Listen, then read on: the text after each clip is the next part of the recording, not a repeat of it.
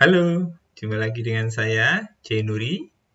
Pada sesi kali ini, kita akan melanjutkan pembahasan dari topik sebelumnya berkenaan dengan House of Quality atau yang biasa kita kenal dengan HOQ. HOQ ini kita ketahui di penjelasan sebelumnya terbagi atas 6 bagian. Nah, di sesi ini kita akan menerapkan pengisian ke 6 bagian itu seperti apa. Nah, kita contohkan di sini untuk produk yang biasa kita gunakan saat rekreasi, yakni produk tenda, tepatnya tenda untuk camping. Oke, mari kita coba melakukan pengisian pada HOQ ini. Untuk pertama, kita ketahui bahasanya HOQ ini terbagi atas 6, dan yang bagian pertama, kita lihat, masih ingat kemarin pembagiannya, bahasanya di sini ini adalah bagian berkenaan dengan kebutuhan konsumen. Nah, kita identifikasi kebutuhannya apa saja. Contohkan di sini ada terkait rangkanya tenda yang harus kuat, mudah dibersihkan, cover kuat, kapasitasnya juga harus besar, alas tendanya empuk. Sampai di sini juga berkenaan dengan warna menarik. Ini yang harus kita isi pertama kali. Kemudian di bagian nomor 2 ini, nah, di sini kita lihat ada kolom customer perception. Nah, customer perception ini kita mengambil dari beberapa merek atau produk tenda, kemudian kita lakukan kajian berdasarkan masukan dari atau penyampaian voice dari customer. Seberapa sih levelnya kepuasan mereka terhadap kebutuhannya. Nah, di sini ada simbol kotak, segitiga, dan bulat. Nah, ini simbol mewakili dari produk yang kita identifikasi. Nah, di sini ada 3 yang kita coba sampaikan, yaitu Speed. Nah, ini produk yang performanya akan mau kita lihat. Ada Decathlon, dan juga ada Eiger. Masing-masing customer ini tentunya banyak customer, tidak hanya satu. Jadi ini ada proses dari average atau merata-rata dari voice dari customer. Contoh kasus di sini ada terkait dengan rangka kuat. Rangka kuat dari voice customer yang kita dapat ternyata untuk yang kotak ini berada di nomor 2. Nah, yang Decathlon ini. Coba saya kecilkan biar lebih terlihat. Maaf ya. Nah, ini. Nah, nomor 2. Terus bagaimana dengan produk yang akan kita mau lihat untuk produk kitanya, performanya? Nah, ternyata rangka kuat ini kita dinilai 4. Nah, ini di sini. Sedangkan untuk lainnya, Eiger dinilai 5. Kita coba lihat lagi terkait dengan alas yang empuk. Nah, alas yang empuk ini alas tenda. Tentunya kita mau tenda yang ketika kita tempatin nyaman. Nah, untuk Decathlon ini di nomor 1. Artinya dia mungkin tidak empuk atau mungkin tidak terlalu nyaman ya. Kemudian untuk Eiger ini di tengah-tengah dengan poin 3. Dan untuk produk kita yang mau kita tahu performanya untuk Speed ini, kita diberi label mendapatkan nilai 5. Artinya customer benar-benar menyampaikan bahasanya produk kita di atas dari produk yang lain. Begitu seterusnya untuk karakteristik kebutuhan customer lainnya. Kita mengambil data dari konsumen. Di sini, di sebelahnya, kalau kita lihat, di sini ada goals. Ini goals. Nah, ini adalah target yang akan kita tujukan atau kita targetkan dari kebutuhan customer tadi. Contoh kasus, di sini kita untuk tenda yang mudah dibersihkan ada di level 4. Tapi kita menyatakan bahasa ini oke lah, cukuplah di level 4. Namun demikian, contoh untuk cover yang kuat. Cover yang kuat ternyata kita dinilai cukup lemah di sini, cuma di level 2. Di sini kita mentargetkan cover yang kuat itu setidaknya berada di 4. Nanti targetnya ada di sini. Begitu pula juga untuk ini, warna yang menarik. Nah, dari pertimbangan tim tadi ternyata warna menarik ini kita dari customer atau konsumen kita diberi nilai 4. Tetapi kita mempunyai goals ke depannya ini harus nilainya 5. Nah, untuk sisi ini customer perception tadi saya sampaikan ini diisi oleh konsumen, sedangkan untuk goal ini kita berdasarkan dari tim target apa yang atau goal apa yang akan kita capai dengan kebutuhan konsumen yang telah kita dapatkan tadi.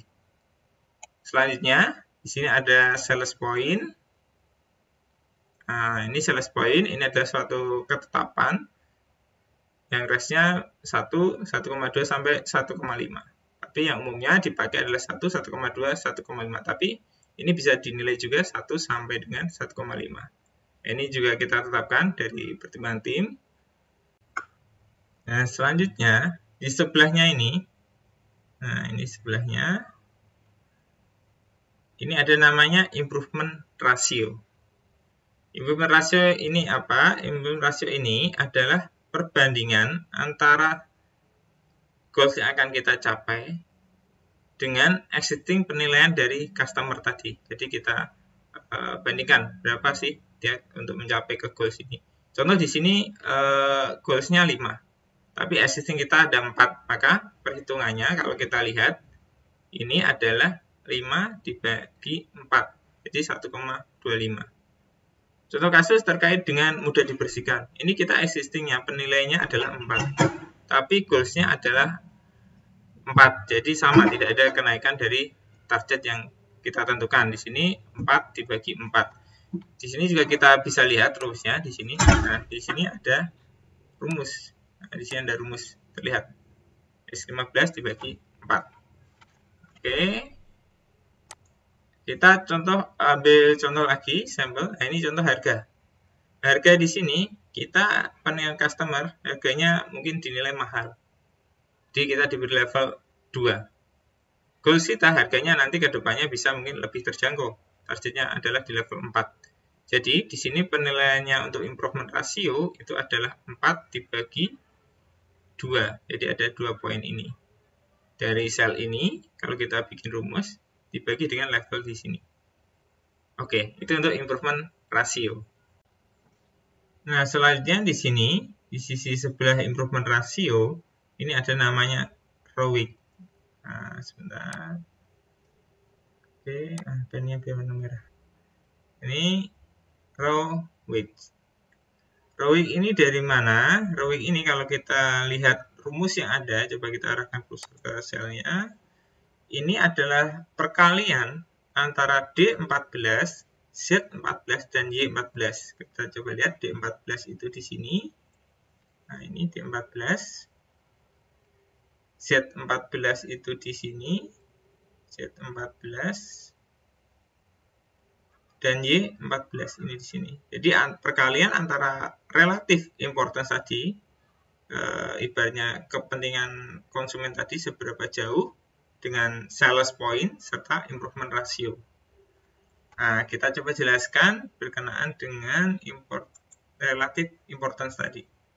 Ini tadi belum dijelaskan.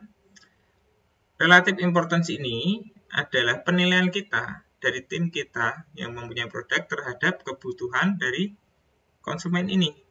Nah, terkait kebutuhan ini kita nilai seberapa pentingkah kebutuhan konsumen ini. Kita berikan value, di sini nilai berdasarkan evaluasi dari tim, di mana totalnya nanti harus 100. Kita bisa memberikan nilai, contohnya alas emput nilainya 10, model yang artistik itu 8, contoh warnanya yang menarik itu 6, harganya itu 15. Semua poin-poin dari kebutuhan konsumen ini kita berikan nilai. Nah, di sini menyebutnya relative important karena terkait kepentingan dari konsumen berdasarkan evaluasi kita. Oke, coba kita lihat lagi kembali ke ROIC. Nah, ini kita hitung semua, jadi kita kali semua tiap-tiap kebutuhan konsumen ini. Misal untuk mudah dibersihkan, kita kali 0,09 dengan 1,2 dengan 1, sehingga hasilnya 14,4. Nah, kemudian kita total keseluruhan dari ROIC ini. Nilainya adalah 158,5. Angka ini buat apa? Angka ini nanti akan berfungsi untuk memberikan data sebagai normalized ROIC. Nah, ini kita lihat. Jadi, semua data di sini nanti akan kita normalisasi hingga nanti jumlahnya menjadi 1. Nah, ini. Contoh, harganya 0,19 ini dapat dari mana? 0,19 ini kita dapat dari, coba kita buka rumus. Sebentar. Nah, ini dari perhitungan ROIC tadi. Nah, ROIC dibagi dengan total ROIC. Akhirnya mendapatkan nilai 0,19. Sama halnya dengan kalau kita lihat tinggi tenda. Ini dari mana? Kalau kita lihat, ini dari nilai ROIC dibagi dengan total ROIC-nya. Sehingga mendapatkan nilai 0,05. Oke? Sampai sini dapat dipahami. Nah, kemudian langkah ketiga, kita akan mengisi area ini. Area bawah ini. Nah, area ini akan kita isi. Area berkenaan dengan matrik relationship. Artinya matrik hubungan antara kebutuhan konsumen yang di sini dengan spek yang kita buat. Nah, kita cek satu persatu kebutuhannya, nanti hubungannya dengan apa. Contoh di sini rangka tenda kuat, nanti dengan kekuatan material. Contohnya di sini cover kuat, nanti hubungannya dengan elastisitas bahan. Terus alas yang empuk, nanti dengan tebal busa. Misal tinggi tenda dengan postur tubuh, saat kita keluar masuk tenda, nanti hubungannya dengan tinggi tendanya, maupun kapasitasnya. Kapasitas ini berkenaan dengan semuanya. Oke, kita isinya bagaimana? Pertama kita kasih tanda dulu. Sebenarnya kebutuhan rangka tenda kuat ini dengan bahan itu korelasinya positif atau negatif, saling mendukung atau istilahnya malah bertolak belakang. Kalau di sini kita lihat kita mempunyai 4 kategori nilai hubungannya NKH ini. Pertama ada nilai positif kuat. Nah, ini kita nanti variabelnya, konstantanya pakai angka 9. Nilai 9. Kalau positif biasa, kita 3, negatif biasa, minus 3, negatif, istilahnya negatif yang kuat, kita minus 9. Ini tandanya, labelnya, kalau kuat, biasa, dan kuat. Kuat dari sisi negatifnya. Contohnya di sini, kita ambil contoh 1. Untuk cover yang kuat, nah, ini untuk cover yang kuat, kita mengidentifikasi hubungannya ternyata kuat dengan elastisitas bahan. Jadi kita kasih tanda ini, kita kasih tanda, kemudian kita hitung nilainya. Nilainya dari mana? Nilainya kalau kita lihat di sini, dari E16 itu berarti ini dikali dengan 9. 9 itu dari konstanta ini. Nah, 9. Artinya nanti ketika ada variabel atau kategori kuat, lemah, itu akan mempengaruhi dari nilai ini. Kita ambil contoh lagi. Alas yang empuk. Sama alas yang empuk. 0,68 ini dari mana? Adalah 0,08 dikali dengan 9 karena dia hubungannya kuat. Kita coba rumusnya. Kita lihat ini dari E18 dengan 9. Kita coba yang berbeda. Yang berbeda di sini. Contoh di poin ini. Mudah dipindahkan. Mudah dipindahkan ini ada hubungan yang negatif. Bertolak belakang namun biasa. Jadi di sini hubungannya adalah antara mudah dipindahkan dengan, kalau kita lihat ke atas, ini dengan berat. Nah, Tentunya kalau ingin barang itu mudah dipindahkan, produk mudah tentunya beratnya harus ringan. Ini bertolak belakang karena di sini untuk produk sendiri itu mempunyai berat. Jadi semakin produknya berat tentunya akan sulit dipindahkan. Jadi ini bertolak belakang. Namun itu dinilai bertolak belakangnya hanya biasa. Sehingga ini variabel yang digunakan hanya -3, bukan 9. Kecuali nanti kita nilai itu bertolak belakangnya kuat. Jadi kita perkaliannya menggunakan -9, bukan -3. Oke, setelah semuanya kita dapatkan nilai, kemudian kita jumlah semuanya. Nah, ini jumlah. Sama dari nilai yang atas tadi. Coba kalau kita lihat. Ya, ini kita hasilnya tuh. Lihat. Nah, kita jumlah semuanya di sini. Ini di total. Kemudian ini di total absolut. Kita tambahkan. Contoh untuk nilai 7,06 ini. Ini dari 2,77 dengan 4,29. Kita tambah. Kemudian 7,46 kita 7,06 ditambah 0,4. Begitu seterusnya sampai dengan di akhir. Yang perlu diingat, untuk total absolut ini ketika ada nilai minus namanya absolut harus dibuat positif. Contohnya sih ada nilai minus 0,1. Jadi kita positifkan dulu. Oke. Kita kembali. Tadi udah step 1, 2, nah ini 3. Sekarang kita lihat step selanjutnya. Tadi anggap saja ini tadi sudah ya. 4 terkait spek karena kita hanya memasukkan spesifikasi produk saja, tidak ada perhitungan. Jadi cukup mudah. Nah, selanjutnya di sisi atas ini adalah matrik korelasi antar persyaratan teknis. Jadi kita coba evaluasi dari persyaratan teknis yang ada sini, keterkaitannya korelasinya seperti apa. Contoh kasus di sini, ini cara bacanya ya.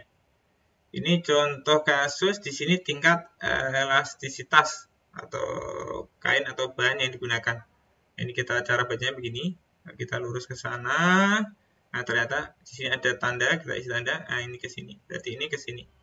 Nah, ini hubungannya dengan berat karena nanti mungkin elastisitasnya tentunya elastisitas bahan nanti berhubungannya dengan berat. Begitu pula dengan ini ya sebelahnya. Nah, sebelahnya ini.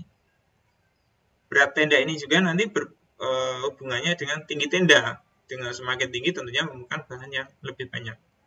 Begitu juga kalau kita lihat tanda ini, nah kita lihat berat ini nanti berhubungan dengan dua item ini. Ini ke sini, ini ke sini. Nah, ini berhubungan dengan lebar tenda dan panjang. Jadi ini saling terkait. Bisa kita contohkan juga, tadi terlewat ya, mungkin di sini. Berat tenda juga nanti hubungannya dengan ini tebal busa, karena ini sangat berpengaruh. Tebal busa mungkin dengan busa yang lebih tebal tentunya dengan berat yang naik juga. Nah, ini hubungannya. Cukup mudah untuk identifikasi ini.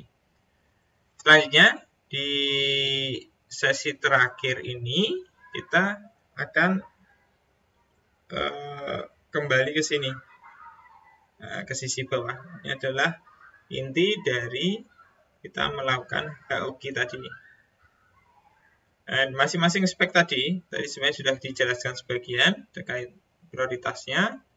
Nanti kita bisa mengetahui prioritasnya seberapa jauh dari hasil yang kita jumlahkan tadi terkait persyaratan teknis tadi, prioritasnya seberapa jauh sih, seberapa tinggi sih. Nah, nanti akan ketahuan. Dan juga di sini kita juga ada terkait dengan spek yang kita ambil dari produk-produk yang lain. Seperti contoh di sini berkenaan dengan dimensi mungkin di sini ya. Ini misal berkenaan dengan panjang dan lebar, kita lihat di Eiger 210 dan 200. Untuk di Decathlon 180 dan 200. Sedangkan untuk produk performance kita, dari produk kita sendiri itu 150 dan 200. Untuk yang merah-merah ini adalah spesifikasi yang kita jadikan benchmark atau dasar acuan yang nanti akan kita targetkan. Jadi kalau di sini untuk spesifik kekuatan kita mengacu pada Decathlon karena di sini dia tinggi. Kemudian untuk tingkat koefisiensi gesek tadi, elastisitas kita pakai punya kita sendiri karena kita tinggi 0,7. Begitu juga untuk di sini tingkat koefisiensi gesek untuk pembersihan tadi supaya mudah. Kita cari yang paling rendah tentunya, yang gesekannya itu kecil, sangat kecil. Kita pakai punya Decathlon 0,1. Untuk lebar, panjang, dan tinggi, kita bisa lihat kita tentunya memakai yang nilai paling tinggi karena supaya bisa mengcover kapasitas yang besar. Nah, ini kita pakai untuk tingginya kita mengacu pada Eiger, untuk lebar juga Eiger, tapi untuk panjangnya ini kita mengacu punya kita sendiri. Nah, begitu juga dengan untuk berat. Nah, kalau kita lihat untuk berat, kalau kita lihat kita ambil nilai yang minimum karena di sini kita ambil tentunya dengan tenda yang kita bawa bisa dibawa kemana saja dan beratnya ringan. Jadi kita memakai spek kita sendiri karena beratnya hanya 14 kilo. Yang lainnya 20 kilo dari Eiger dan 15 kilo dari Decathlon. Oke, untuk tebal busa supaya empuk, kita coba melihat produk-produk yang lain. Untuk Eiger itu 10 cm, Decathlon 15 cm, sedangkan produk kita hanya 13 cm. Jadi kita mengacu tebal yang paling tinggi, yaitu 15. Nah, ini target kita ada 15. Nah, itu sama untuk berlaku yang lain, baik model dan pewarnaan. Di sini untuk pewarnaan model kita buat angka, kita konversinya ke angka, misal gelap itu 1, terang 2, dan model tenda ini antara modern dan tradisional. 1 modern, 2 tradisional. Nah, di sini sama untuk pewarnaan tadi, kita mengacunya ke yang terang. Ini terang, 2 itu sama dengan terang, ini terang. Sedangkan untuk yang model, mengacunya ke yang modern yang kita ambil. Nah, mungkin itu cara bacanya. Oke, sampai sini tentunya kita sudah memahami apa itu OGI. OGI ini tadi terdiri dari 6 bagian, dari mulai kebutuhan konsumen sampai dengan tadi kita matrik persyaratan teknis yang akan kita targetkan dengan mempertimbangkan tadi terkait dengan matrik perencanaan yang berisikan penelitian pasar dan perencanaan strategi, terus hubungan antara kebutuhan konsumen dengan persyaratan teknis dengan persyaratan korelasinya seperti apa, seperti itu. Nah, mudah kan? Selamat mencoba, tetap semangat. Terima kasih. Assalamualaikum warahmatullahi wabarakatuh.